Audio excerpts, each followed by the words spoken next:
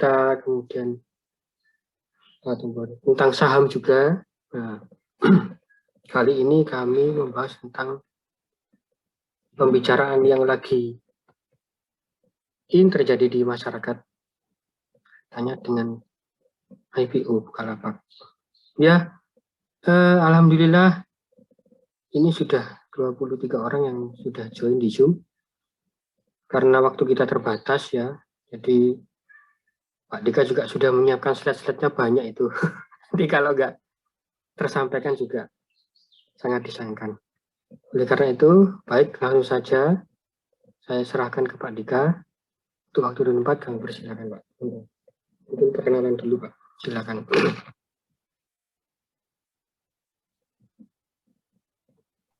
Ya, terima kasih Pak Firman. Assalamualaikum warahmatullahi wabarakatuh. Selamat sore ya. Salam sejahtera bagi kita semua. Hari ini kita akan diskusi, sharing ya, berkaitan tentang IPO Bukalapak. Ini sebetulnya prospek atau buang uang gitu ya. Dan nanti saya akan membuat beberapa perspektif yang dimana kadang agak bertolak belakang antara divisi atau perspektif pemasaran dengan perspektif keuangan dan korporat itu sendiri.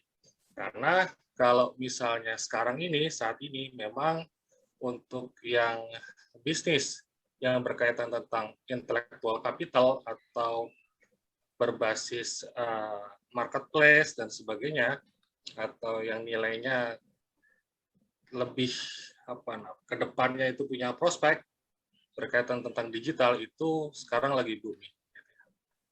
Oke, kita mulai aja langsung slide-nya ya Mas Pak Firman ya. Ya Pak. Perkenalkan, nama saya Budi Wahyu Mahardika. Tadi Pak Firman manggil saya yang belakang Pak Dika, Mahardika ya. Jadi panggilannya Dika. Kadang juga bisa namanya Budi. W itunya Wahyu ya, bukan wow atau wow. Wahyu. Jadi Budi Wahyu Mahardika. Jadi panggilannya Dika. Oke. Ini banyak yang kita bahas ya. Berapa lama Bukalapak mampu bertahan menanggung rugi ya.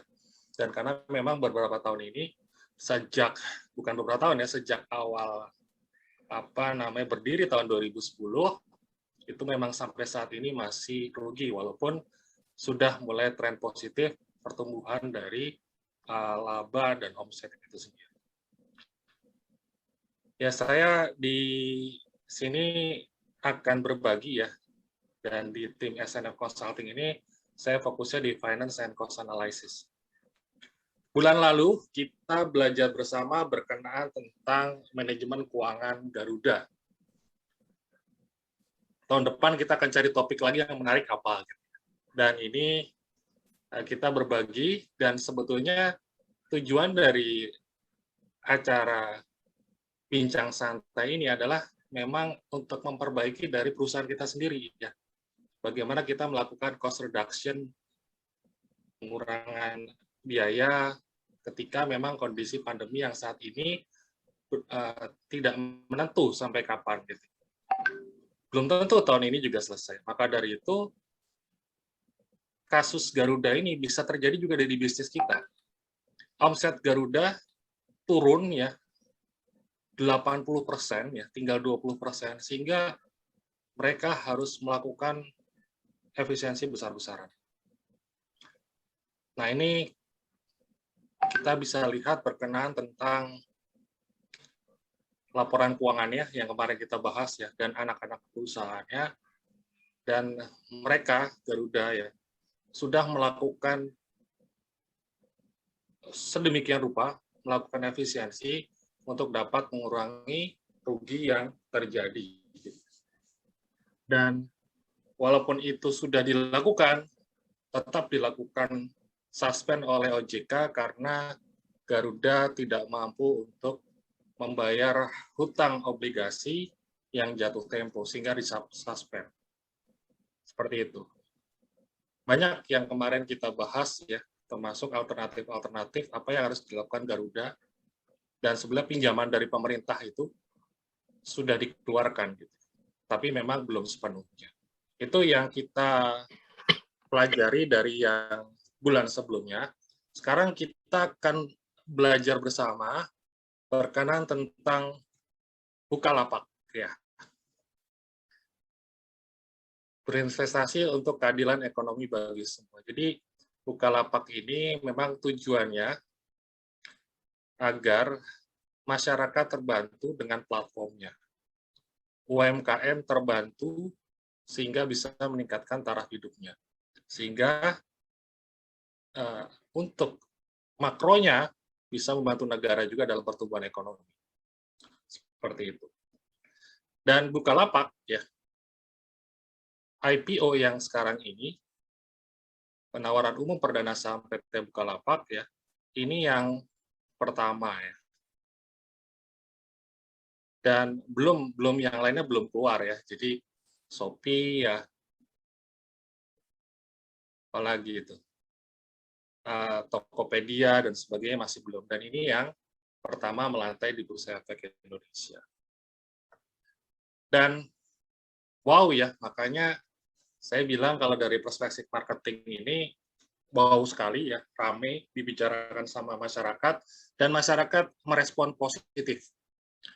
Dan tidak main-main, saham yang ditawarkan tidak kurang dari 2,5 juta lembar itu habis bahkan oversubscribe. Maksudnya mengalami permintaan yang berlebih, bahkan sampai 4 kali. Gitu. Padahal harganya luar biasa, ya, kalau dibilang cukup mahal, ya. 750 sampai dengan 850 rupiah per sahamnya, dengan par value-nya 50, gitu ya. Harga dasarnya 50. Dan habis. Berarti Bukalapak dapat disimpulkan berhasil dan bisa mendapatkan uang segar untuk bisa ekspansi pertumbuhan kurang lebih sekitar 21 triliun sampai 23 triliun. Kalau harganya antara 750 sampai 850. Dan Bukalapak ini memang saat ini lagi booming karena memang kebutuhan masyarakat untuk bisa mendapatkan omset penjualan akibat beberapa sumber ekonomi atau bidang ekonomi yang sekarang ini tidak bisa tumbuh, ya, travel dan sebagainya, termasuk retail, mau tidak mau karena dibatasi, ya, dengan PPKM dan sebagainya, PSBB, akhirnya pemasarannya berubah dari yang manual ke dunia digital, sehingga dibutuhkan oleh masyarakat. Nah, ini Bukalapak punya 37 anggota pengguna itu tahun 2018, dan sekarang tumbuhnya lebih dari itu. Dan e-commerce tumbuh di tengah pandemi COVID-19 yang sekarang ini terjadi. Jadi semakin tumbuh. Makanya pemasarannya dari segi nilai market value-nya Bukalapak meningkat. Bagaimana dengan tahun 2018 sebelumnya, ya? Itu juga ini dinilai, ya, di appraisal Bukalapak nilainya masih 14 triliun pada saat itu 2018. Tapi kalau sekarang, ya, perkiraan kalau 25% itu saham ketika IPO dibuka dan itu habis, ya, dan itu 50% sahamnya, bisa saja kita hitung kalau 25%, 100%-nya kan dikali 4, ya. Berarti market value-nya itu tidak kurang dari 80 triliun sekarang. Jadi peningkatannya luar biasa walaupun sekitar 2 tahun atau 3 tahun, ya, dari tahun 2018. Seperti itu. Dan ini, ya, Bukalapak, ini masih belum yang utama, ya, masih belum yang juara. Yang juara tahun 2018 itu Shopee, dan tahun ini yang juara adalah Tokopedia. Dan ini belum IPO, ya. Dan ini proporsi berkaitan tentang berapa sih pengguna di masing-masing provinsi. Dan ini adalah 4 startup unicorn Indonesia. Dan Bukalapak salah satunya. Gitu, ya. Dan Bukalapak ini sebetulnya dari segi pangsa pasar masih tengah-tengah ya, masih tengah-tengah karena market share-nya antara sekitar 12-15% saja dari total. Yang pertama adalah Shopee 41% tahun 2018. Perempuan 51% dan laki-laki 48%. Umur yang menggunakan itu yang paling banyak adalah, malah ini ya, yang umur 45 ke atas juga cukup banyak, 28,2%. Oke, lanjut lagi.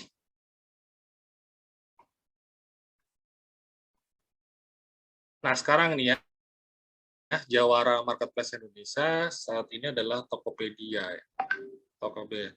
Jumlah kunjungan per bulan ya, itu 129 juta. Trafficnya 32% Tokopedia, rata-rata durasi kunjungan 6,37 detik, kunjungan via desktop sekitar 37%-nya. Dan sisanya menggunakan mobile. Dan nilai transaksi niaga elektronik Indonesia merupakan yang tertinggi tahun 2020, sekitar 465,7 triliun ya. Jadi pangsa pasarnya cukup besar untuk e-commerce.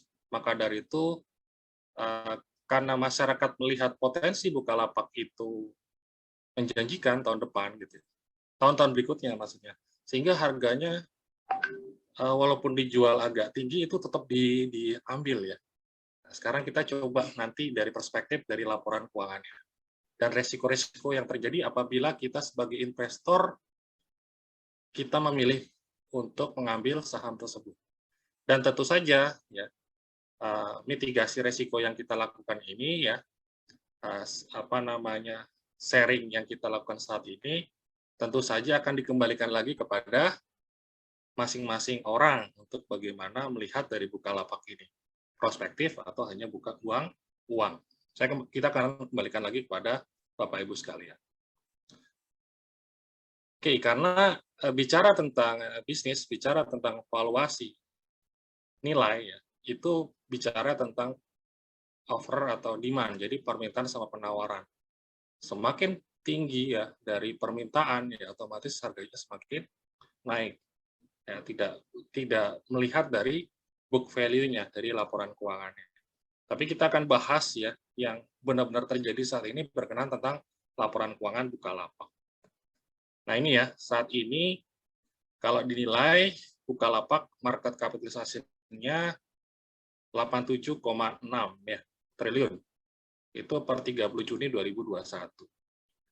Bisa nilainya seperti ini ya, karena dari harga penawaran itu 750 sampai 850, 25%-nya sekitar 2,5 juta saham itu kalau dikalikan dengan nilai tersebut sekitar 22 triliun ya.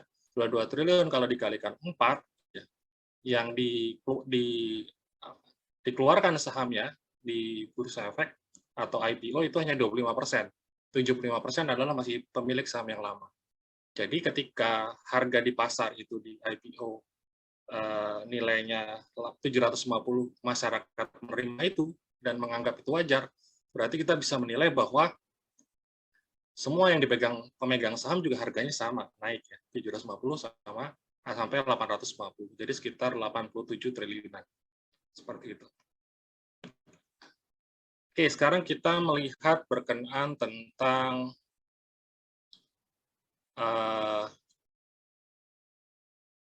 laporan keuangannya. Nah ini ya, jumlah sahamnya 2,5 sekian juta. Saham yang ditawarkan ini nilai nominal atau fair value-nya 50, dan ini 25% yang dikeluarkan ya.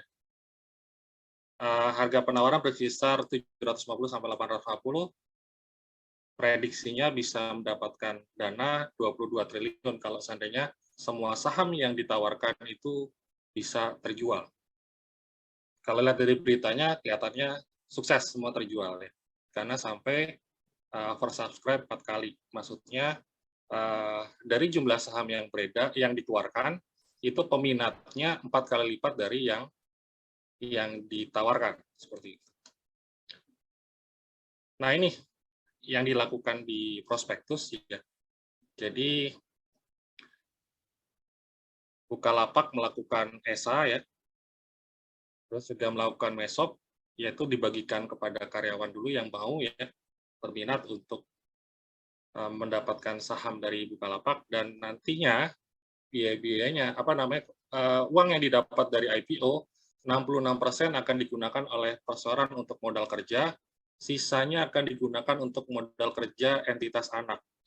Gitu ya. Jadi tidak hanya Bukalapak itu seperti holding dan ada anak-anak perusahaannya. Contohnya ada Buka Mitra Indonesia, ada Buka Usaha Indonesia, ada Buka Investasi Bersama, Buka Pengadaan Indonesia, Bukalapak PTE Limited, Fivejack, bahkan Fivejack itu perusahaan game yang dibuat oleh Bukalapak, seperti itu. Bapak Ibu sekalian, teman-teman sekalian bisa melihat ya langsung di link yang saya terakan about Bukalapak Investor Relations. Oke, sekarang kita bicara tentang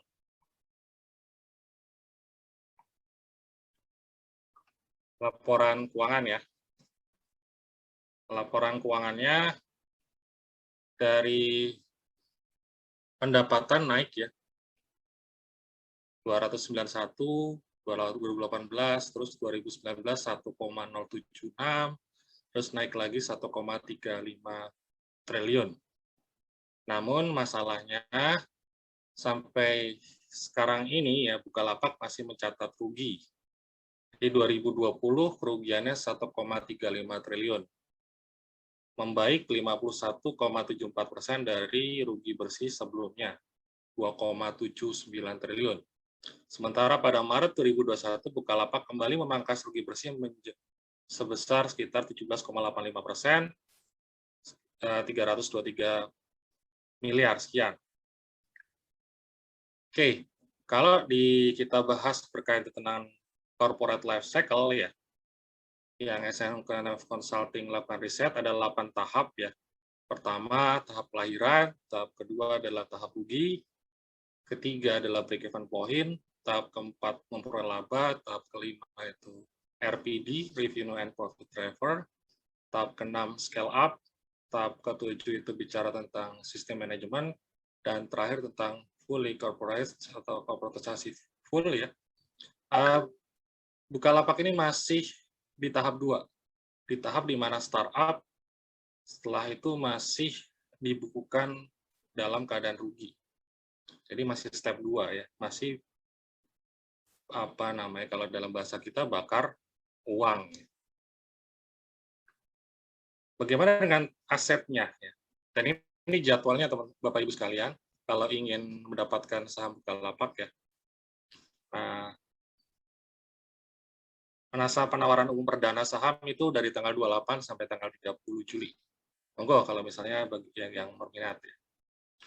Total aset perusahaan pada 2020 2,59 triliun, meningkat 26% dari total 2019 yaitu 2,05 triliun ya. 2,05 triliun, jadi sekitar 5, sekian naik. Adapun per akhir Maret total aset Bukalapak mencapai 2,75 triliun, naik lagi. Kemudian total liabilitas pada tahun lalu naik 9,72%, 898 miliar. Pada 31 Desember 2019 menjadi 985,82 miliar. Dan per kuartal 1, liabilitas perusahaan sebesar 1,04 triliun. Selanjutnya, mengalami kenaikan total ekuitas 39,18% ya, 1,61 triliun dari tahun sebelumnya sebesar 1,16 triliun. Jadi, kenaikan Bukalapak itu dari saham baru ya yang masuk menggunakan private replacement. Jadi penempatan modal dan ditempatkan modal store baru, rumah saham baru, tetapi sistemnya close, masih belum terbuka seperti IPO saat ini. Total ekuitas kembali meningkat menjadi 1,71 triliun. Jadi peningkatan ekuitas, peningkatan aset juga itu diakibatkan karena ada penambahan modal dari pemegang saham baru, bukan dari laba yang dicetak oleh Bukalapak. Dan Bukalapak masih mengalami kerugian. Apa sih yang menarik ya dari kasusnya atau studi kasusnya Bukalapak. Pertama ya, menarik ini. Bukalapak akan menerbitkan sekitar 25 juta saham ya, dengan nilai nominal per value itu Rp50. Dengan demikian, present value-nya yang akan diterbitkan itu 1,29 triliun. Ini hitungannya dari mana? Dari Rp50 dikalikan 25 juta. Sekitar itu, 1,29 triliun. Tetapi ya, itu yang dibukukan ya.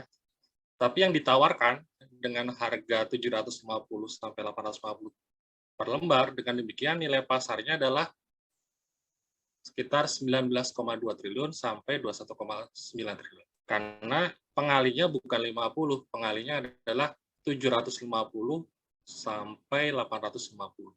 Jadi kalau misalnya ini terjual full dan ini oversubscribe, permintaannya banyak, harganya bukan 750 lagi, bisa tembus 850. Bahkan ketika nanti dibuka ya di IDX ya, di pasar sekunder, harganya bisa melejit di awal karena oversubscribe. Perkiraan harganya sekarang 850 dan bisa tercapai harga mendapatkan tambahan dana sekitar 21,9 triliun. Pengalinya 850 itu yang dikalikan saham yang diterbitkan yang baru itu 25 juta sekian. Itu yang menarik yang pertama ya, dapat uang segar sekitar 22 triliun. Dapat agio saham. Agio saham itu selisihnya dari par value-nya. Itu bagi yang pemegang saham lama tentu saja. Jumlah termasuk perusahaannya juga dapat untung. Jumlah lembar saham yang akan diterbitkan IPO tersebut adalah 25% dari total saham. Dengan demikian, persen value-nya pada penerbitan saham 4 kalinya itu langsung naik ya, 1,29 triliun itu ya menjadi 5,15 triliun ketika di book value-nya, di nilai buku. Sedangkan market value-nya ya setelah penerbitan saham adalah 4 kali 19,3 triliun. 32 triliun atau 4 kali dari 21,9. Prediksinya sekitar 87,6 triliun. Berarti yang dipublish ya market value-nya di kolom berita yang tadi saya lampirkan ya benar ya, kurang lebih sekitar segitu. Karena dikalikan 4 dari market value yang dikeluarkan saat ini. Nah, sebelum IPO, nilai ekuitasnya, kalau misalnya Bapak Ibu lihat di laporan keuangannya, nilai ekuitasnya itu 1,71 triliun ya. Dengan jumlah lembar saham yang sebelumnya dibagi, itu per lembar sahamnya hanya Rp22 kenanya. Maka nilai-nilai yang mesti dibayar oleh pemegang saham baru jika hanya didasarkan pada aset yang dimiliki perusahaan yang dicatat secara historis ya. Jadi secara historis dicatatnya sebetulnya lebih dari 22 ya, karena terjadi kerugian.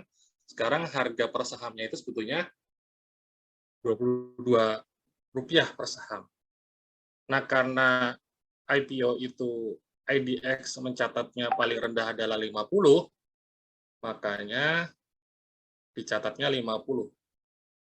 Kerugian yang langsung didapatkan pemegang saham baru adalah 50 ya, dikurangin 22 yaitu 28 per saham seperti itu.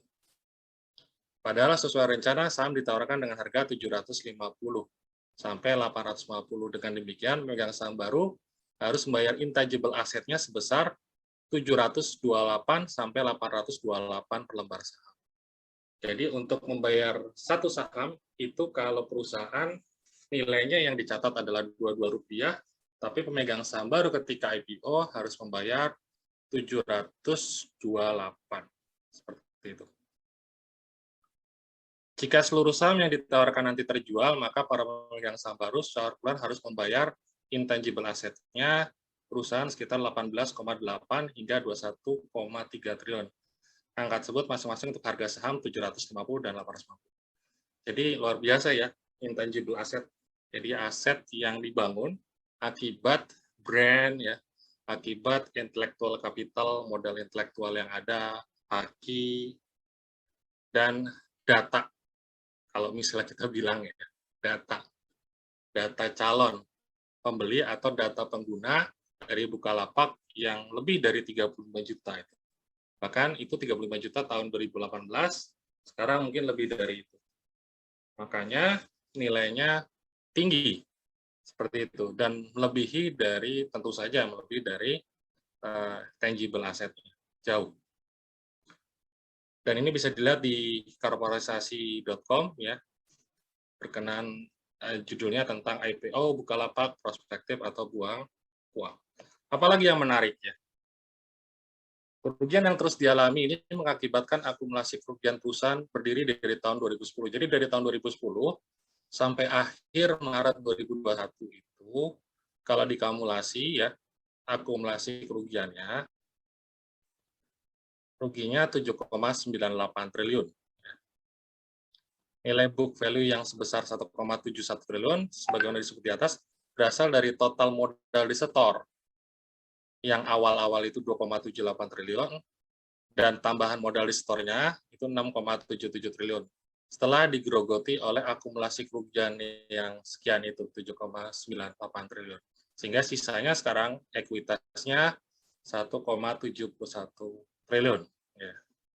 Pertanyaannya bagaimana perusahaan ke depan ya, dalam kerangka corporate life cycle, hingga tahun ke-11 kehidupannya masih berada pada step kedua, yaitu rugi. Ya. Jadi 11 tahun Bukalapak itu dari startup pindah ke cycle kedua, yaitu sekarang masih buang uang, kalau tanda kutip kita lihat dari 8 corporate life cycle. Masih ada 6 step lagi yang harus dilalui perusahaan, yaitu break even point, ya, laba, revenue and profit driver, scale up, sistem manajemen yang utuh, yang bagus, dan ada terakhir adalah fully corporate company. Apa resiko untuk melalui 6 step itu? Mari kita cermati ya. Paling tidak ada 3 resiko ya ke depannya ini Bukalapak. Resiko pertama, sebagaimana sebuah startup pada umumnya adalah pilot. Banyak perusahaan startup yang pilot. Dari ratusan bahkan ribuan startup ya, kurang lebih yang leading itu kurang lebih sekitar ya, antara 3 sampai 5 saja yang bertahan. Dan Bukalapak ini ya masih 5 besar dari yang ada saat ini. Tapi bagaimana ke depannya ya? Apakah bisa pilot? Ini adalah resiko terbesar dari Bukalapak. Kapan sih pilot itu terjadi? Ketika perusahaan tidak mampu membayar kewajiban sesuai dengan komitmen baik karyawan maupun kreditur. Jadi nggak bisa bayar karyawan, nggak bisa bayar kreditur atau supplier dan sebagainya. Terutama kalau perusahaan pabrik ya ada lebih banyak ini ya barang atau supplier. Tapi kalau Bukalapak kemungkinan ya media dan sebagainya sebagai alat iklan ya. Penyebabnya adalah rugi dalam jangka panjang dan tidak ada investor yang mau membeli lagi. Jadi kalau kondisinya rugi seperti ini ya, harga sahamnya juga akan turun dan ketika misalnya turun ya kondisinya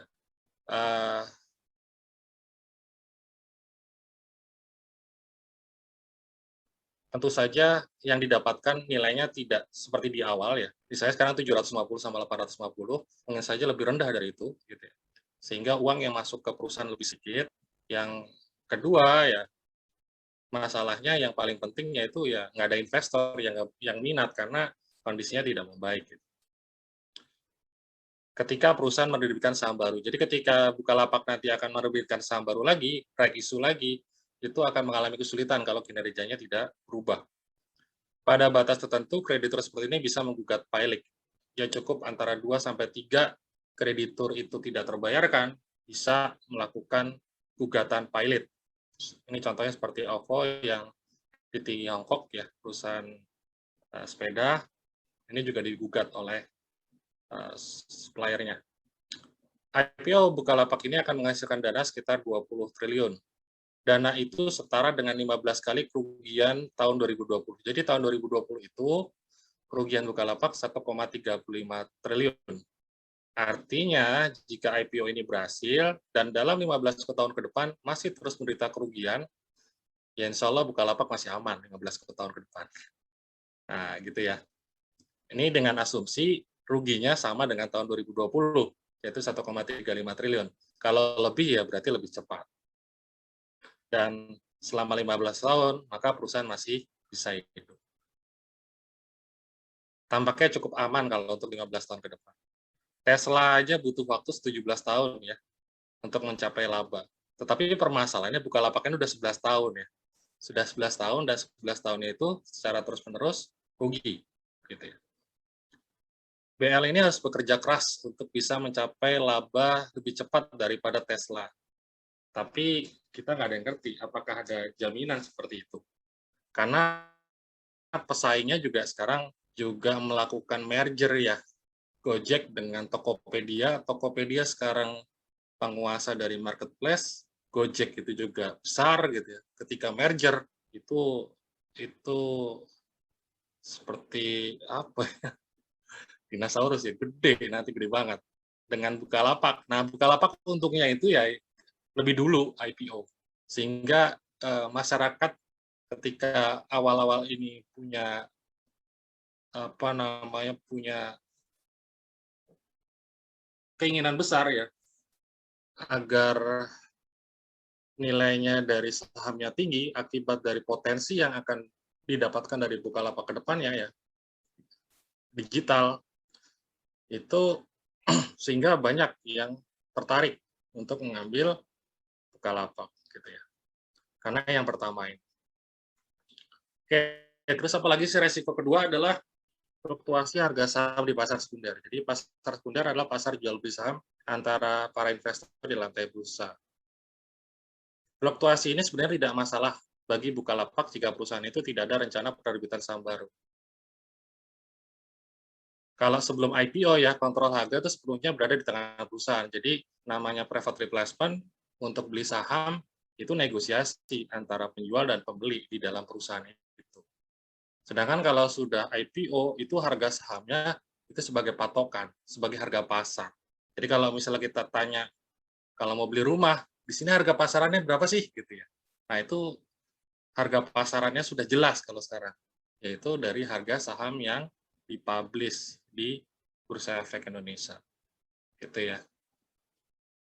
Nah, kalau sudah IPO kayak gini ya, otomatis yang terbentuk adalah harga di pasar sekunder. Jadi kalau kinerjanya memburuk ya, otomatis harga sahamnya turun. Ketika harganya sahamnya turun, tentu saja untuk menerbitkan saham baru itu tidak bisa seperti semula. Saya kasih contoh misalnya Garuda yang kita bahas kemarin. Garuda Indonesia itu bisa untuk ketika tinggi-tingginya itu per saham bisa 700-an gitu ya. Tapi sekarang sahamnya ya sedikit kecil ya, 100 atau 200. Jadi turunnya luar biasa jauh ya. Ketika sekarang pengen naik isu ya tentu saja dengan harga pasar saat ini. Dan belum tentu dengan harga yang murah saat ini juga mau ya. Karena kondisinya sekarang lagi suspend dan juga lagi tidak mampu membayar obligasi dan bisa saja ke depannya digugat pilot sama suppliernya. Kalau misalnya itu terjadi, bisa saja Garuda bisa pilot. Dan itu resiko terbesar dari pemegang saham. Ketika Garuda itu pilot, berarti nilai semua uang yang ada ditanamkan di Garuda itu bisa hilang. Karena sekarang Garuda itu nilai ekuitasnya itu udah minus gitu ya. Jadi ya tentu saja akan dibayarkan ke karyawan dulu uangnya, terus jual aset-aset untuk nutupin bayar supplier dan sebagainya, baru terakhir kalau misalnya ada sisa pemegang saham. Tapi karena ekuitasnya udah minus, kayaknya susah untuk bisa dapat uang kembali. Makanya penting kiranya kita bisa menganalisis dulu di awal, tentu saja keputusan tetap kembali kepada Bapak Ibu sekalian sebagai investor. Resiko kedua ini sebenarnya bisa diamankan jika perusahaan telah memiliki value yang besar, ibaratnya masuk Samudra Atlantik ya. Nah, ini butuh kapal pesiar besar. Nah, yang dilakukan Goto ya, Goto, Gojek, dan Tokopedia merger, dan ini belum IPO, ini kalau menurut kami itu cukup bagus ya, jadi membesarkan dulu. Baru nanti ketika nilainya sudah besar, baru masuk.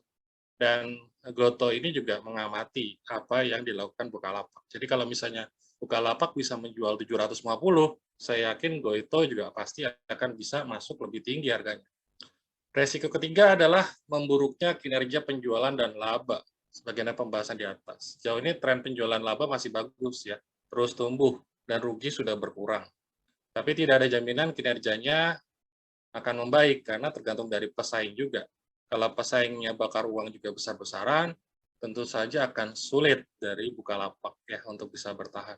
Shopee ya saat ini lanjut ke arah ke driver ya, ke food, dan itu luar biasa ya, berani bakar-bakarnya. Jadi saya beli makanan ya, contoh lah misalnya McD gitu, diskonnya 5%, 50% maaf, itu gratis ongkir. Itu gimana hitung-hitungannya gitu. Jadi luar biasa berani sekali.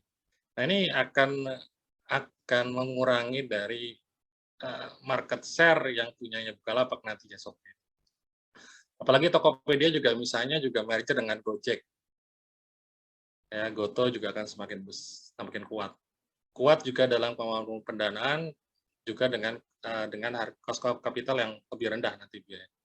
Maka kinerja penjualan dan laba Bukalapak menghadapi resiko yang besar.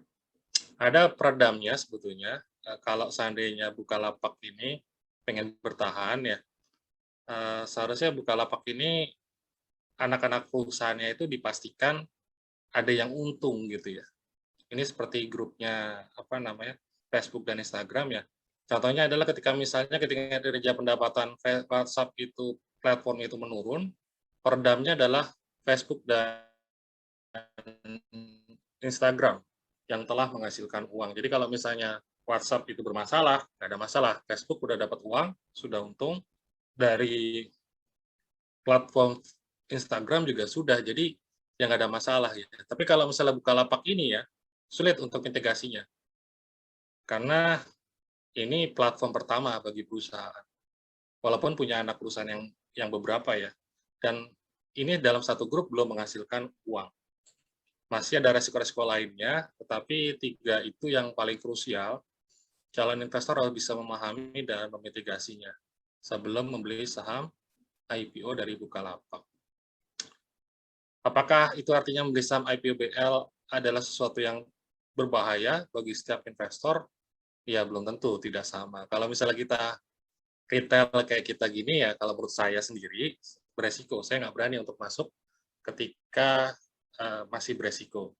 Paling nggak 6 bulan sampai 1 tahun lah dilihat dari kinerjanya dulu, baru masuk. Paling nggak saya pengen lihat laporan keuangannya dulu. 6 bulan ke depan ini seperti apa, baru bisa masuk. Karena IPO itu adalah sesuatu hal yang terkadang di luar ekspektasi kita. Kadang bisa meningkat tajam, bahkan juga sebaliknya.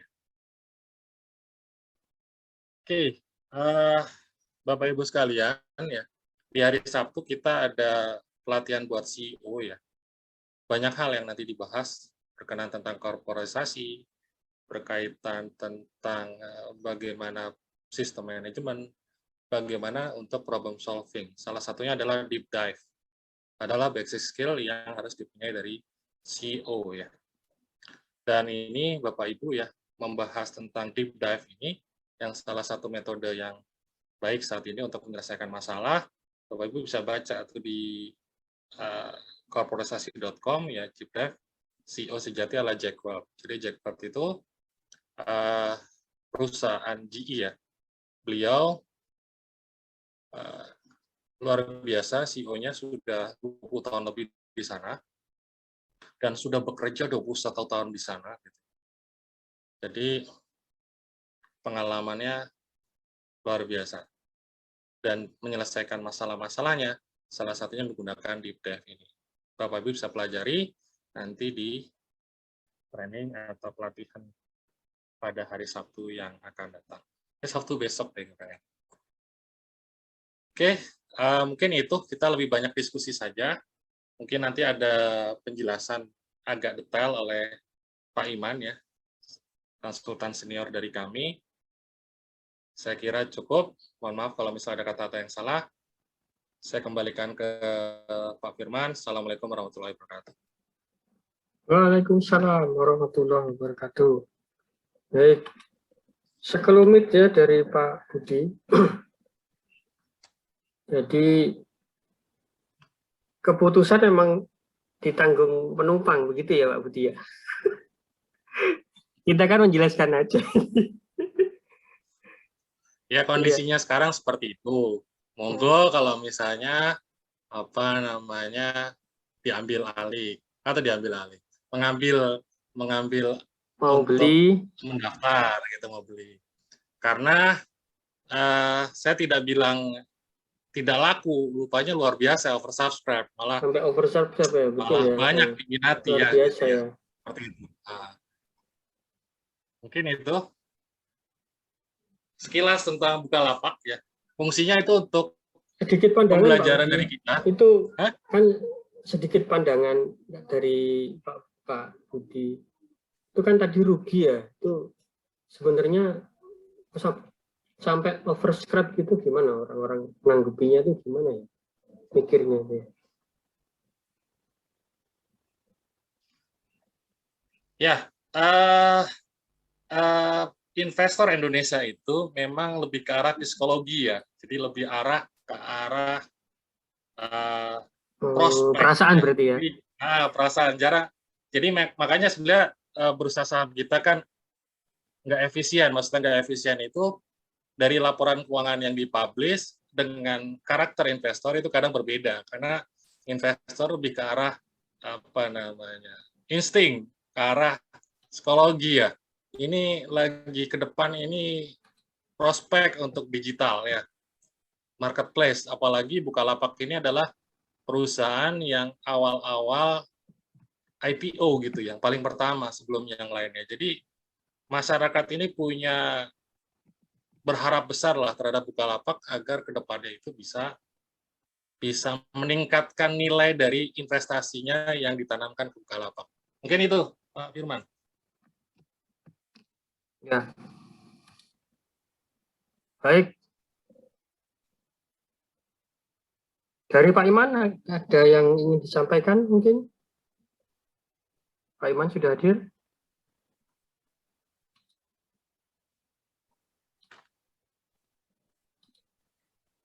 Pak Iman? Baik, saya buka dulu pertanyaan dari Bapak Ibu yang ingin bertanya. Saya persilakan.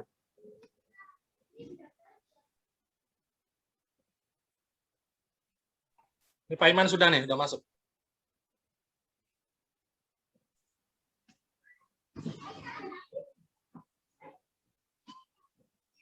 Halo, halo, oke. Halo.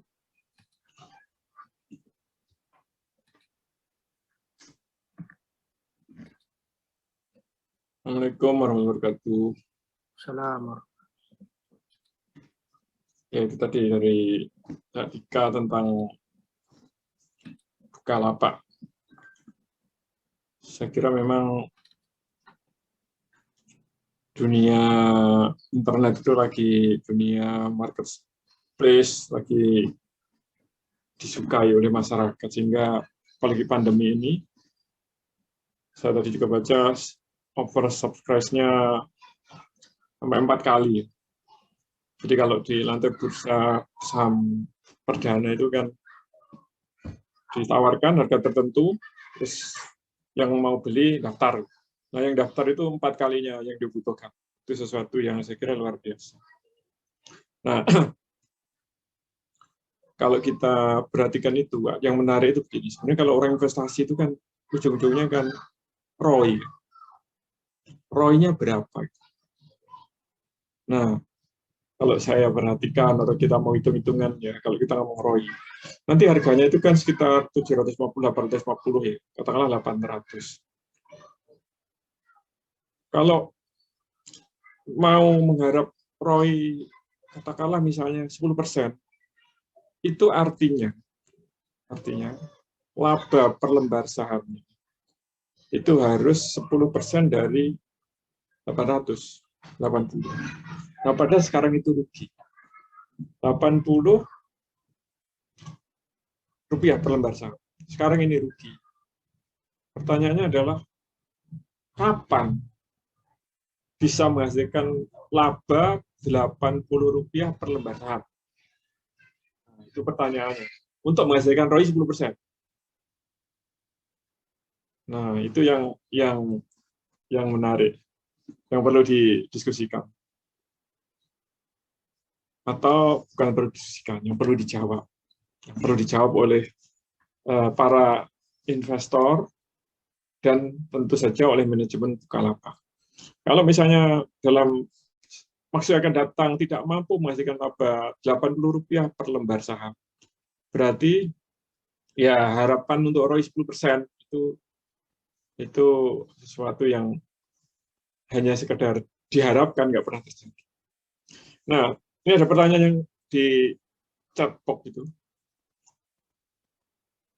Bagaimana metode valuasi sehingga bisa seharga 700 sampai 800 per lembar saham? Itu kalau kita ngomong metode valuasi itu kan metode ngitungnya. Itu yang sekarang paling banyak dipakai itu ya metodenya discounted cash flow yang paling banyak dipakai. Seperti yang kalau kita kan ada kelas valuasi, kita biasanya yang kita pelajari discounted cash flow. Biasanya pakai itu. Karena yang memang paling memungkinkan ya pakai itu. Tapi yang menarik itu sebenarnya adalah bukan metode discounted cash flow, yaitu adalah tentang masa depan perusahaan ini. Itu yang menarik. Karena kalau kita perhatikan ya, persaingannya di marketplace itu sangat ketat antara Tokopedia, Shopee, dan jor-joran diskon. Karena itu nggak main-main, jor-joran diskon menghasilkan rugi yang seperti sekarang ini dialami oleh Bukalapak. Nah, memang ada yang mengatakan, ya itu kan untuk main-main aja, nanti kalau harganya sudah naik, dijual, sudah dapat laba, jadi hanya untuk jangka pendek. Tapi kalau kita perhatikan, daftar pembelinya itu, daftar pemegang sahamnya itu kebanyakan perusahaan investasi. Perusahaan investasi itu bukan yang kayak itu tadi, beli sekarang, nanti sore dijual, atau beli pagi, sore dijual, bukan seperti itu. Tapi jangka panjang. Nah, kalau kita ngomong jangka panjang, nanti akan berlaku rumus konservasi nilai, conservation of value. Conservation value itu dasarnya kurang lebih adalah sesuatu yang nggak bisa menghasilkan duit itu nggak ada nilainya. Segala sesuatu yang nggak bisa menghasilkan duit nggak ada nilainya. Nah, kok sekarang ini ada nilainya, berarti itu memang nanti akan ada duitnya. Nah, berapa duitnya? Itu yang menjadi tantangan. Karena sekarang masih rugi, sekarang belum ada duitnya, minus. Nah, kapan menjadi? Nah, itu ada pertanyaan lagi. Mengapa dengan nilai transaksi yang sudah relatif besar, Bukalapak masih mengalami kerugian? Ya, berarti pendapatannya nggak cukup untuk biaya, itu namanya gitu. Tapi tentu biar Cak Dika aja yang jawab. Tadi saya diminta oleh Cak Firman untuk cerita tentang bahwa besok itu kita akan bikin kelas, namanya kita menyebutnya kelas korporatisasi. Yang akan kita diskusikan itu kayak gini besok, korporatisasi.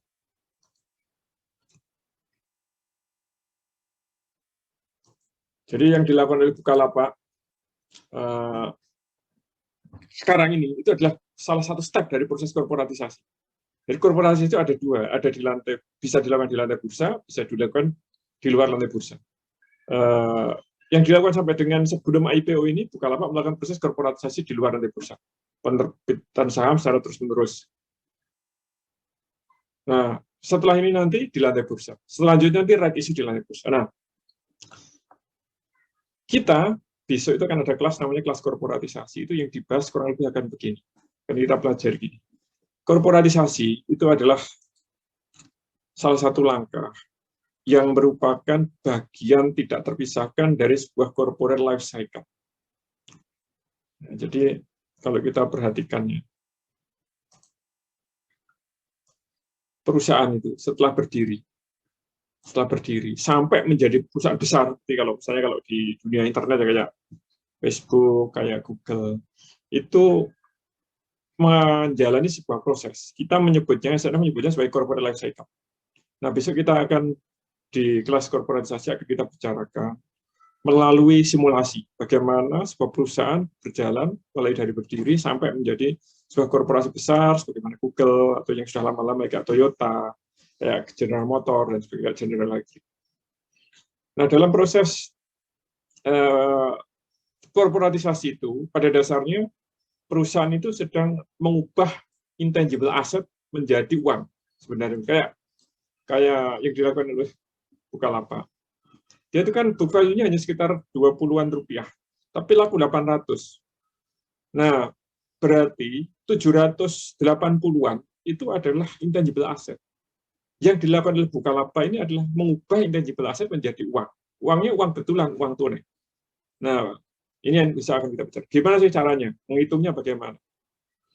Kemudian begini, kalau kita bicara tentang uang yang diterima oleh sebuah perusahaan dalam saat menerbitkan saham, maka kita tidak bisa melepaskan dari pembahasan tentang yang namanya return on equity dan return on investment. Return on equity ini laba dibagi book value-nya perusahaan. Return on investment itu laba dibagi market value. Nah, bagaimana antara market value dengan book value ini sehingga ini menjadi sesuatu yang menarik dari kacamata investor. Jadi kalau sekarang ini ROI-nya si Bukalapak itu minus karena rugi. Tapi bagaimana bisa laku seperti itu? Karena ada yang namanya expected ROI. Nah, berapa persen? Nah, tadi kalau saya contohkan 10%, berarti Bukalapak harus menghasilkan laba 80 rupiah per lembar saham. Nah, konversi dari ROI menjadi ROI ini sebenarnya adalah sebuah pekerjaan yang menantang bagi manajemen, yang nanti akan kita bicarakan, kita diskusikan melalui simulasi. Nah, yang benar adalah ROI yang diterima oleh si pemegang saham Bukalapak sekarang ini kan minus. Tapi perusahaan yang melakukan proses korporatisasi itu ROI-nya akan cenderung tumbuh. Kalau yang sudah jadi, misalnya ROI-nya investornya sebuah perusahaan yang sangat kita kenal, misalnya Mayora, itu hari ini kalau dibanding dengan dihitung dari investor yang awal-awal membeli sekitar 450%. Nah, dari awalnya seperti Bukalapak itu minus menjadi 400 sekian, ini adalah pertumbuhan perusahaan. Nah, ini yang tidak banyak dipahami oleh orang. Bagaimana ROI ternyata tumbuh dari minus, kemudian 0, kemudian positif, bisa sampai ratusan persen, bahkan bisa ribuan persen dari kacamata para investor. Nah, ini yang bisa akan kita diskusikan di korporatisasi. Kemudian dalam sebuah persaingan, salah satu aspek penting sebuah perusahaan adalah namanya cost of capital. Kalau kita perhatikannya, Bukalapak itu kan mau cari duit 20 triliun per tahun. Nah, 20 triliun itu kalau pinjam bank, itu bunganya saja. Itu tiap tahun kira-kira 2 triliun lebih. Nah, sementara kalau menerbitkan saham itu, bukan hanya tidak membayar 22 triliun lebih, tapi juga pokoknya nggak dikembalikan. Nah, berarti kalau kita bicara biaya modal bagi Bukalapak dengan cara menerbitkan itu sangat kecil sekali. Nah, itu bagaimana caranya menghasilkan sebuah proses yang ujung-ujungnya itu cost of capital perusahaan itu rendah sekali. Puncaknya perusahaan yang melakukan proses korporatisasi itu biaya modalnya sekitar, kalau bunga tadi 12% per tahun, kalau perusahaan yang melakukan kayak gitu tuh proses korporatisasi ujung-ujungnya hanya sekitar 2-3% per tahun. Nah, proses menurunkan dari 10 menjadi 9, 8 menjadi 2% per tahun, ke Alfamart itu sekarang sekitar 2,5% per tahun. Itu yang akan dibahas. Nah, itu semua akan kita pahami melalui ukuran perusahaan yang namanya par value, book value, dan market value secara simulatif bisa akan kita pelajari. Sampai ini semua, cost of capital ini akan menjadi sarana yang tepat untuk bisa melakukan proses merger dan akuisisi dengan cara yang disukai oleh para pihak terkait. Nah, bukan hanya itu, besok juga kita bahas yang namanya IPO trap. IPO trap itu apa? Kenapa misalnya Gojek sampai sekarang belum melakukan IPO? Nah, ini salah satu alasan kuatnya adalah untuk menghindari IPO trap. IPO trap itu apa? Perusahaan yang setelah IPO justru malah mengalami penurunan kinerja.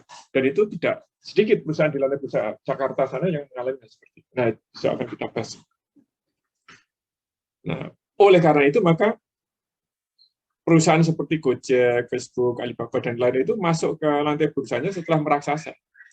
Karena nanti kalau kayak Gojek itu masuk ke lantai bursa sudah nilainya sudah 500-an triliun, kurang lebih yang seperti banyak dibicarakan. Kalau sudah kayak begitu, itu stabilitas di lantai bursa, seperti yang disampaikan Cak Dika tadi, bahwa nanti orang hanya berdasarkan psikologis, enggak. Kalau sudah kayak gede itu stabilitas harga itu sudah mencerminkan, atau pergerakan harga sudah mencerminkan kinerja perusahaan. Tapi kalau kecil, masih sangat fluktuatif, dan itu membahayakan perusahaan karena bisa terancam yang namanya IPO trap. Nah, besok juga akan didiskusikan tentang bagaimana cara kerja sebuah investment company yang komersial maupun yang mirip investment company tapi yang sosial, namanya endowment fund, atau dalam bahasa lain dana wakaf. Dalam konteks menumbuhkan perusahaan melalui korporatisasi. Nah, ini semua tidak bisa dilepaskan dari peran yang namanya venture capitalist. Di Indonesia banyak perusahaan yang menyebut dirinya visi ya, tapi pada dasarnya dia bukan. Nah, ada visi yang sejati seperti Sequoia, ada visi yang bisa dikatakan bukan abal-abal sih. Ya visi tapi sebenarnya bukan visi. Pseudo visi gitu, atau dummy visi, banyak di Indonesia.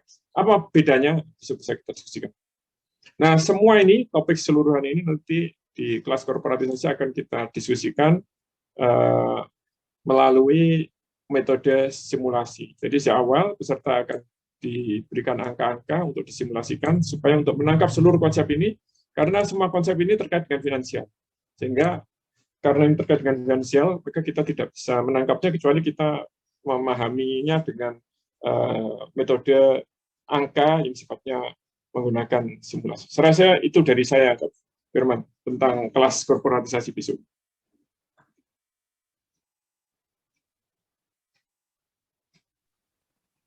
Baik, terima kasih Pak Iman. Ya, Bapak Ibu, itu tadi sekilas ya. Jadi bagaimana perusahaan itu akan menuju seperti Bukalapak ini. Ini kan pasti ada strateginya, ada cara-caranya. Ya, besok itu kita ada kelas seperti itu. Bagi Bapak Ibu yang berminat join, silakan nanti bisa menghubungi kami ya. Nanti bisa japri ke saya. Gitu. Kalau ini tadi kan kita membahas dari sisi IPO ya, nilainya sudah terbentuk. Nah, bagaimana perusahaan itu membentuk nilai? Nah, besok kita bicarakan itu. Baik, sekarang kita kembali lagi ke Pak Budi. Posisinya masih di situ Pak ya? Iya. Kasih. Iya, siap. Pak, Dokter Maulana itu udah ngangkat dari tadi. Oh gitu ya? Monggo Pak. Ya, Dokter Maulana, silakan. Pak Dokter. Nanti capek nanti angkat tangan terus. Saya persilakan lebih dulu, monggo. Izin bertanya. Siap. Ini Pak, secara valuasi Bukalapak ini katanya sudah over value. Sedangkan yang saya pelajari untuk value investing itu sebagai investor, price to book value dan price earning ratio-nya itu harus di bawah 10 kalau PER, kalau BBV di bawah 1. Di bursa saham juga yang dicari investor itu capital gain dan dividen. Nah, Bukalapak ini berarti kalau ngelihat dari investor sekarang tuh ngelihat prospek ke depannya berarti capital gain-nya. Berarti apakah benar berprospek ke depannya capital gain-nya itu? Sedangkan saya yang saya pelajari di buku-bukunya Warren Buffett, saya malah nggak berani, orang baru IPO kemudian udah over value. Nah, itu gimana Pak? Mohon pencerahannya gitu Pak. Saya masih awam di IPO dan yang over value ini untuk yang e-commerce, masalah yang digital begini gitu, yang valuasi itu saya belum mengerti. Mohon pencerahan, mungkin itu. Terima kasih. Baik, Pak Dika langsung dijawab saja. Monggo. Ya, memang ya, makasih Pak Dr. Maulana. Berkaitan tentang valuasi dan berapa kali sih yang sesuai ya yang ada di perusahaan, yang ada di bursa efek. Itu tergantung juga dari perusahaan ya Pak. Memang ada standar ya dari value investing, misalnya kalau di atas 10 kali itu mahalan ya. Tetapi kalau seperti Unilever gitu bisa 252 kali Pak. Dan itu masih banyak yang ngantri beli 52 kali. Jadi memang ini tergantung, kita harus bisa mengamati perusahaan masing-masing dan bagaimana potensi ke depannya. Seperti itu. Bagaimana dengan Bukalapak? Ya, Bukalapak ini memang saat ini value-nya lagi tinggi karena banyak harapan, ya, banyak harapan terhadap platform atau intellectual capital yang memang dipunyai Indonesia itu. Jadi Bukalapak itu kan salah satunya juga milik dari Indonesia sendiri, walaupun sekarang udah banyak yang masuk gitu ya.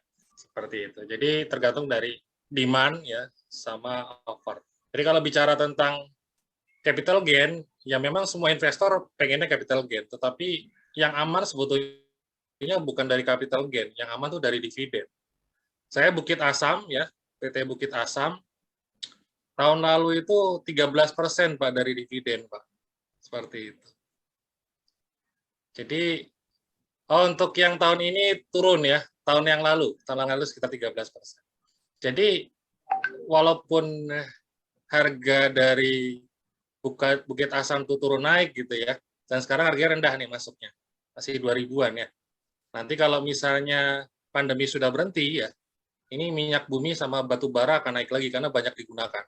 Sehingga harganya akan naik otomatis, harga jual naik, dan perusahaan yang ada di batu bara maupun minyak kayak Elsa dan sebagainya juga naik. Karena penggunaan dari minyaknya juga banyak. Kalau sekarang kan dikit yang menggunakan itu dan produksinya turun. Seperti itu. Jadi kita harus melihat karakternya. Kayak misalnya apa namanya Matahari Department Store itu kapan naik, kapan turun dan sebagainya. Jadi untuk masalah ini pelajarannya panjang. Jadi saya untuk mengenali perusahaan ini cukup lama. Nanti Bapak Ibu sekalian kalau bicara tentang demand ya sama offering itu sama kayak gini lah Pak. Saya jualan baju. Kalau sebelum pandemi ramenya kapan? Itu kita bikin siklus ya. Mana yang lagi rame, mana yang lagi rendah. Dan biasanya ketika mau rame itu biasanya harganya akan naik. Sama saham kurang lebih seperti itu. Dan itu butuh belajar dari pengalaman juga. Oke, sekarang sudah cukup Pak. Saya lanjutkan yang pertanyaan berikutnya ya. Ya, siap. Silakan. Untuk yang berikutnya, mengalami kerugian, bagaimana dengan perusahaan startup sejenis lainnya, apakah memang ada yang sudah membukukan profit ya. Nanti saya akan coba tunjukkan ya, yang lagi kita pakai ini ya, Zoom ya. Mungkin nanti besok bisa ditunjukkan. Itu lebih mudah daripada Bukalapak ya. Pak, dulu Zoom gratis, iya, tapi cuma 40 menit. Tapi kalau misalnya untuk seminar kayak gini, atau misalnya diskusi, mau tidak mau kita harus beli yang premium. Dan premium itu akhirnya bayar. Awal-awal dikasih gratis, cuma 40 menit, dan mau tidak mau sekarang bayar. Dan ketika membayar, itulah pendapatan Zoom.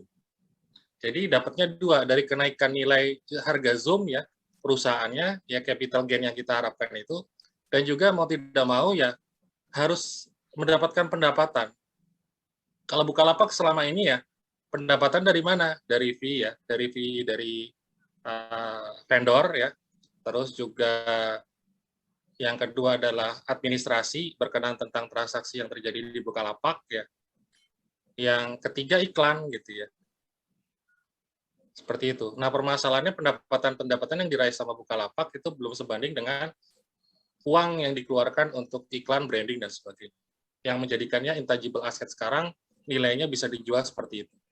Kalau misalnya harga par value-nya aja 50, harga sekarang 750 ya, berarti itu tidak kurang dari 15 kali lipatnya dari harga per value. Ya. Itu dari per value ya, dari 50 ya. Kalau dari harga sebenarnya sekarang, 22 karena kan dari nilai Aquatesnya sekitar 1,7 triliunan itu ya dibagi jumlah saham itu kan sekitar 22 rupiah. Jadi menaiknya lebih dari 15 kali tentu saja. Jadi memang harus bersabar ya. Tesla aja tadi berapa? Sekitar 17 tahun tuh. 17 tahun gitu ya. Ya. Zoom itu, Bapak Ibu sekalian, cukup lama itu ya. Itu didirikan itu 2011. Jadi kalau Bukalapak 2010. Tapi panennya baru saat ini. Gitu. Ya. Panennya besar-besar itu 2 tahun, 3 tahun ini. Pernah nggak dilakukan Zoom itu teleconference? Iya, tapi itu tidak banyak dulu. Tetapi kalau sekarang, siapa yang nggak butuh Zoom? Oh ya, Jadi betul. kondisi sekarang itu memang meningkatkan dari Zoom itu sendiri. Mungkin Baik, itu saya ya. beralih ke pertanyaan selanjutnya, Pak ya. Saya bantu Ya. lihatkan ya. Dari Pak Kamal nih bertanya, apakah Ibu ini bisa jadi escape strategi dari investor awal, Pak Dika? Exit ya, visinya. Gimana tuh, Pak? Ya, itu tergantung dari investor awal ya. Misalnya saya dulu beli sahamnya 50, terus sekarang jadi 850. Ketika IPO terjadi ya, gitu ya, dan memang bisa terjual harga 850, bisa saja saya exit.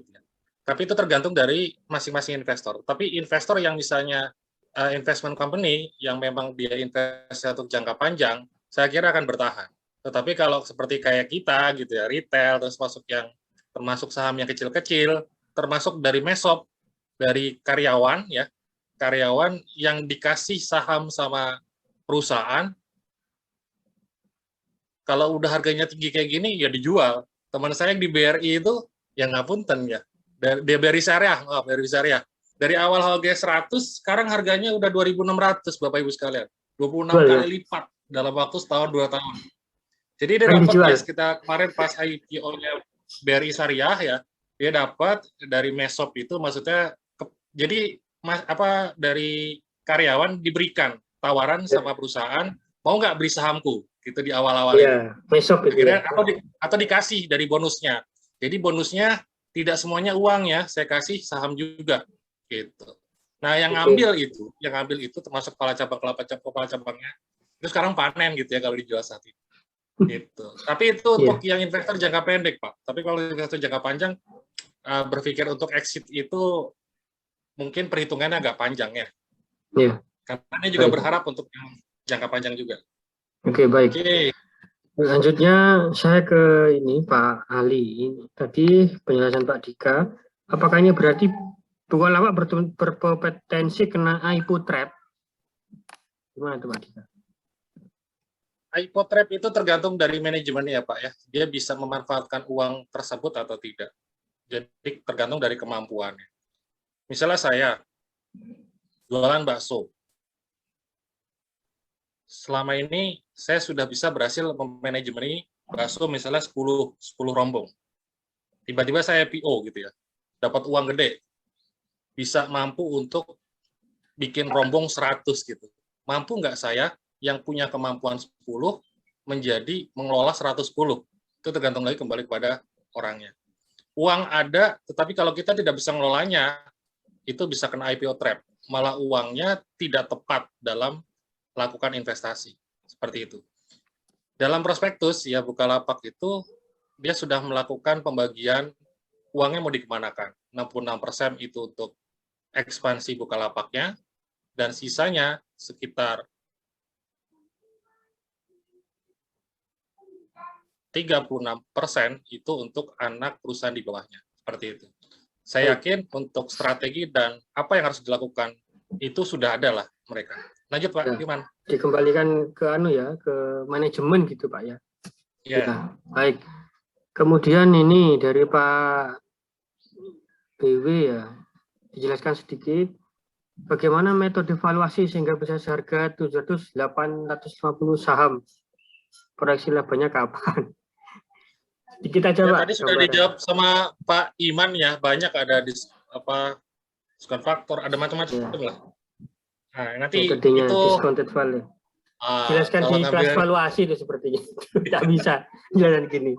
Ya, kemudian ada lagi, apakah Bukalapak setelah IPO bisa mengekskalasi cycle dari 2 yang tadi tahap rugi langsung ke 8 dalam waktu cepat?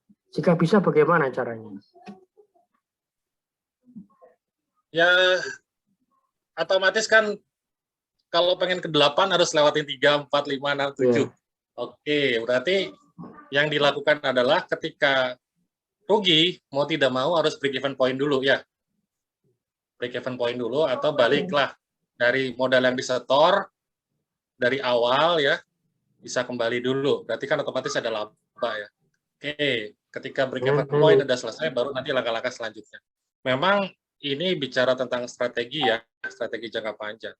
Ya semoga aja Bukalapak bisa melanjutkan step-step berikutnya. Sehingga nanti ketika harganya tinggi, itu baru right issue lagi, baru mengeluarkan saham baru, harganya bisa tinggi lebih dari 750. Mungkin saja Bukalapak harganya ketika kinerjanya bagus bukan 750 tapi 1000. Kalau 1000 pemegang saham yang lama juga untung, Bukalapaknya juga untung karena selisihnya dari harga saham awal itu jauh ya. Dari 1000 dari ke 750, apalagi yang pas beli-beli awal itu 50, bahkan yang awal malah 20-an. Tapi sebelumnya harus menanggung rugi juga di awal-awal itu. Oke, lanjut lagi Pak Firman. Ya, ini pertanyaan. Komparatif dengan e-commerce dari luar negeri yang sudah IPO, apa bisa dibandingkan angkanya PL dengan e-commerce tersebut? Gimana Pak? Ya, sebetulnya ilmu Komparatif. valuasi itu kan standar ya. Jadi kalau misalnya Bapak Ibu belajar keuangan, apalagi ya sertifikat yang internasional, misalnya Certified Financial Analysis gitu ya, itu internasional. Jadi dia punya standar dalam melakukan valuasi. Ada beberapa metode yang dilakukan. Dan yang dilakukan di Amerika, di belahan dunia, itu juga dilakukan di Indonesia. Jadi penetapan nilai 750-850, mereka sudah melakukan survei berkenaan tentang potensi, berkenaan tentang psikologi pasar ya dari investor masyarakat Indonesia ini seperti apa. Jadi kan gini bahasanya, aku pengen jualan nih ya, tak jual harga segini payu pora. Kan itu kan harus di riset dulu. Kemahalan apa enggak? Kemurahan. Kalau misalnya kemurahan under value, saya rugi dong. Kalau misalnya saya bisa jual mahal, kenapa saya harus jual murah? Seperti itu. Jadi itu nggak mungkin kalau bisa tidak dilakukan riset dan perhitungan valuasi. Perhitungan valuasi dulu itu juga tentu saja didukung sama riset-riset yang dilakukan sebelum. Mungkin itu Pak Firman. Ya, selanjutnya ini ada lagi pertanyaan. Kalau Unilever annualized PER-nya memang 30 kali, tapi annualized ROE-nya 110%. Itu maksudnya, monggo Pak. Oke, Unilever ini udah lama sekali ya. Jadi bukan hanya 30 kali, kemarin hitungannya wajarnya bisa sampai 50 kali gitu ya. Nah, karena 50 kali itu sehingga pembaginya rendah. Saya juga pemilik Unilever ya, walaupun nggak banyak, itu lumayan. Kemarin per saham itu dapat berapa kemarin ya? 100 rupiah.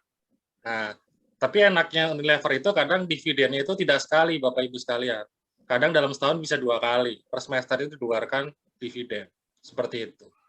Jadi, untuk Unilever, walaupun sekarang nilainya lagi turun, yang biasanya bisa di atas 8.000, sekarang malah tembus di bawah 4.800 ya, atau di bawah 5.000 ya, bawah 5.000 harga sahamnya, jadi turunnya jauh gitu ya. Tetapi kalau untuk investor jangka panjang yang bisa menikmati dividen, itu udah cukup ya. Kalau saya secara masyarakat umum ya, kalau misalnya kita deposito, kalau misalnya kita nabung di bank gitu ya, nabung di bank saja, sistemnya bagi hasil maupun yang biasa ya, itu tidak lebih dari 2% setahun. Jadi kalau misalnya Bapak Ibu bisa di atas 3%, saya kira sudah worth it. Maksudnya sudah cukup lah. 2,5% ya tadi ya. Alfamart itu udah di atas dari bunga bank yang secara umum ya. Kalau deposito mungkin sekitar 5-6% masih kurang ya. Tapi kan ada kenaikan dari capital gain, dari kenaikan harga saham dari perusahaan tersebut. Ya, seperti itu. Dan itu bisa meningkat tajam, juga bisa tidak. Tetapi yang jelas, kalau value investing atau investor jangka panjang, tujuannya pertama di dividen itu, dan melihatnya memang dari perusahaannya kuat atau tidak dalam masalah penciptaan omset dan laba. Dan Unilever walaupun kondisinya sekarang omsetnya turun, tetapi tetap mendapatkan laba yang cukup besar. Kan itu Pak Firman. Baik. Satu pertanyaan lagi dari Bapak Ibu, saya persilakan. Mau langsung aja boleh, lebih enak daripada saya baca nih. Monggo langsung, siapa yang mau bertanya? Jadi nanti kita bila masih ada pertanyaan, Bapak Ibu bisa sampaikan di grup kelas, nanti akan kita jawab. Kemudian itu grup kelas tidak akan kami tutup selama masih ada pertanyaan. Jadi silakan Bapak Ibu yang masih belum jelas tentang TPU Bukalapak. Kami akan terus mengedukasi kawan-kawan semuanya, ya. Seperti yang tadi saya jelaskan di depan itu bahwa kami ini adalah konsultan manajemen yang bertugas untuk membantu bagi mereka Bapak Ibu peminat manajemen yang memang membutuhkan bantuan untuk membangun sistem manajemen pada perusahaan masing-masing, gitu. Jadi seminar hari ini itu juga dalam rangka kami mengedukasi kawan-kawan semuanya terhadap pemahaman kasus yang terjadi di masyarakat dari kacamata manajemen dan korporasi, gitu. Nanti akan kami infokan di grup korporatisasi. Jadi bila Bapak dan Ibu masih ingin terus mengikuti info kami tentang edukasi seperti ini, kita akan info di grup kita yang sudah kami sediakan. Nanti saya akan bagikan linknya di grup kelas, ya. Bapak Ibu bisa mengklik link tersebut untuk terus tetap tahu tentang info-info tentang mungkin info kelas juga di SNA Consulting yang diadakan SNA Consulting, gitu. Saya persilakan satu pertanyaan lagi, masih ada waktu ini. Silakan. Yang ingin bertanya. Cukup jelas ini Pak Firman. Itu ya. Baik. Mungkin Pak Budi ada closing statement untuk para investor ini, karena saya di beberapa grup investor untuk itu, ya, saham retail itu banyak ini ulasan-ulasan tentang IPO. Kesimpulannya sih masih mau dengan IPO-nya Bukalapak, begitu intinya. Ya itu tadi, rugi kemudian seperti itu, gitu loh. Nah, mungkin Pak Budi kesimpulan terakhir, silakan. Ya, memang data dari laporan keuangan itu atau fundamental analysis itu bisa dilakukan sebagai acuan kita untuk value investing ke depannya. Biasanya perusahaan-perusahaan yang punya kinerja yang baik dari tahun-tahun sebelumnya itu dilanjutkan performa bagusnya ke depannya. Begitupun juga kinerja-kinerja kalau misalnya tidak baik, gitu ya, itu juga kinerja berikutnya biasanya seperti itu. Kita melakukan 11 tahun dan sebagainya menganalisis fundamental analisis. Tetapi tidak semua.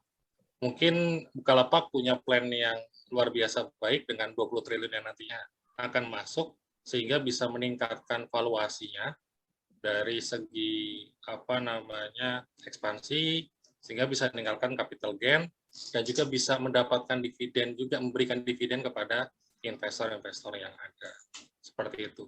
Dan fungsinya dari bincang santai, namanya bincang santai adalah ya kita diskusi, sharing, yang dimana Bapak Ibu dapat mendapatkan materi yang berimbang berkaitan tentang pengambilan keputusan investasi. Dan tetap saja kembalinya ke Bapak Ibu semua.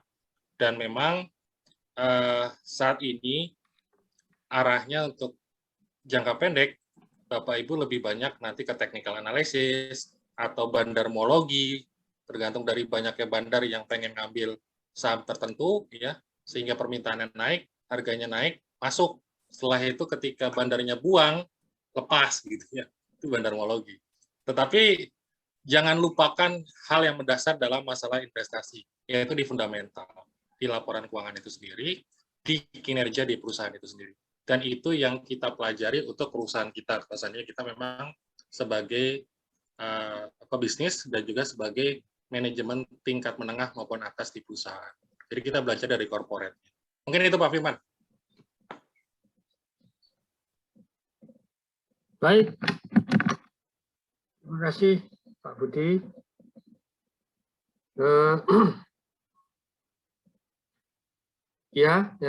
Itulah tadi pemaparan dari Pak Budi Wahyu Mardika.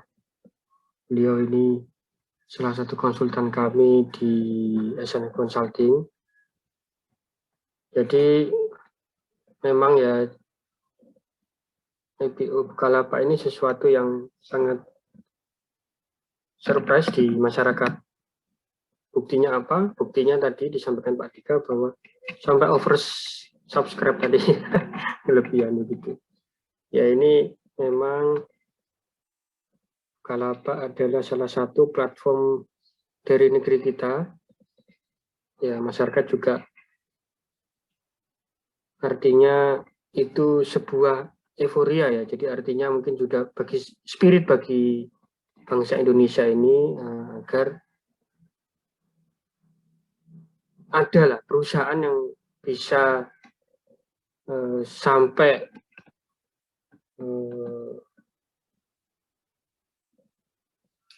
go internasional gitu ya. Tapi dan juga bisa melantai di bursa. Nah, itu yang kita harapkan. Mudah-mudahan Bukalapak ini juga berjalan lancar dan apa yang kita khawatirkan tadi ya, mudah-mudahan tetap aman dan insya Allah aman. Tadi menurut analisa dari yang disampaikan Pak Dika, insya Allah masih aman dalam 15 tahun ke depan ya. Ya, kita harap semoga ini menjadi salah satu perusahaan yang memang lahir dari bumi kita dan harus kita dukung memang. Harus kita dukung apa yang menjadi produk anak bangsa ini. Mudah-mudahan ini menjadi cikal bakal lahirnya Indonesia ini menjadi negara produsen ya. Selama ini kan kita masih banyak itu perusahaan asing yang masuk ke negeri kita. Mudah-mudahan ini Bukalapak ini menjadi salah satu perusahaan yang bisa itu tadi menjebol gawang luar negeri. Seperti yang kita tahu, Gojek dan Tokopedia sudah merger dan sudah sampai ke Thailand kalau tidak salah itu beritanya ya. Sudah di ASEAN sudah mulai ini ya. Sudah mulai menggurita gitu. Baik, saya pikir dari kami seperti itu. Bincang santai kita sore hari ini. Mudah-mudahan apa yang kami sampaikan ini dapat memberikan insight baru, dapat memberikan semangat baru bagi Bapak Ibu dalam menjalankan aktivitas bisnis dan perusahaannya di masing-masing tempat Bapak Ibu bekerja. Nantikan kami di bincang santai selanjutnya ya tentunya. Nanti akan kita share informasinya di grup bagi Bapak dan Ibu yang belum bergabung dengan grup korporatisasi SNF Consulting, nanti linknya akan saya bagikan ya. Sehingga kita bisa saling terus berkomunikasi. Begitu. Saya pikir itu dari kami. Kurang lebihnya saya mohon maaf. Dan tetap sehat. Jaga kesehatan selalu. Terima kasih. Saya tutup. Assalamualaikum warahmatullahi wabarakatuh. Selamat sore. Terima kasih Pak Budi, Pak Iman, dan semuanya. Sama-sama. Terima kasih semuanya. Ya, mari.